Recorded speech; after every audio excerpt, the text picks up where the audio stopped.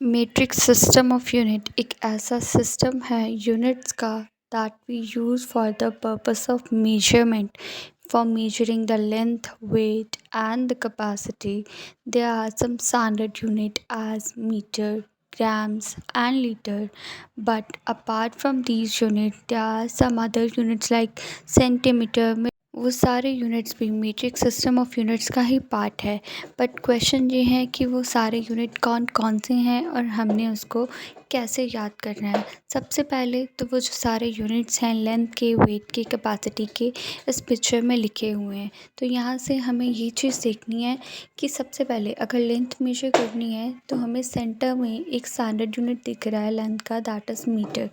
Same for the weight and same for the capacity. दूसरी चीज़ जो नोट करने वाली है, अगर हम लेंथ की बात करें, लेंथ के सारे यूनिट्स के पीछे उसका स्टैंडर्ड यूनिट लिखा है metre metre metre. Same for the weight and same for the capacity.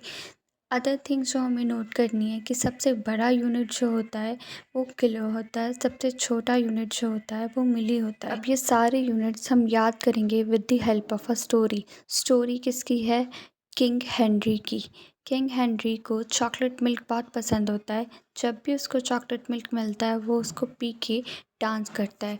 अब हम अपने सारे यूनिट्स को इन स्टेप्स लिखने की कोशिश करेंगे। सबसे बड़ा unit on the top most step, सबसे छोटा unit on the bottom.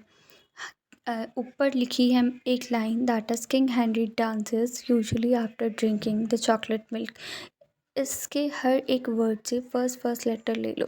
King से के लिया, किलो लिखा, फिर एच लिया, हेक्टो लिखा, फिर डी ए से डांसेस से डी ए लिया, डेका लिखा। Usually that is use for the unit which is standard. यहाँ पे हम स्टैंडर्ड यूनिट लिखेंगे। डी से डेसे, फिर सी से सेंटी, एम से मिली।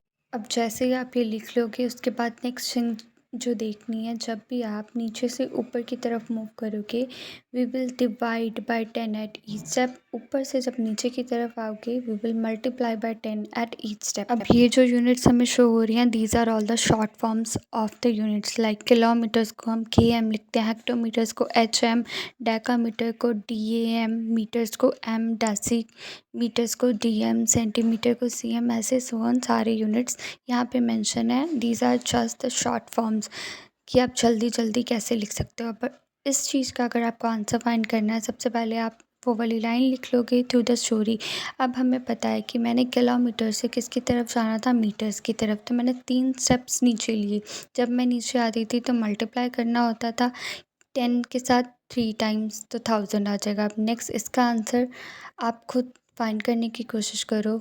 यूनिट्स लिखो, देखो कहाँ पे खड़े हो, कहाँ तक मूव करना है, कितने स्टेप्स नीचे आ रहे हो या ऊपर जा रहे हो, अकॉर्डिंगली आप अपना आंसर फाइंड कर सकते हो। अब हमने लीटर से किलोलीटर की तरफ जाना है, तो लीटर से किलोलीटर की तरफ जाने के लिए मेरे को 3 स्टेप ऊपर मूव करना पड़ेगा, मतलब डिवाइड करना पड़ेगा बाय 10।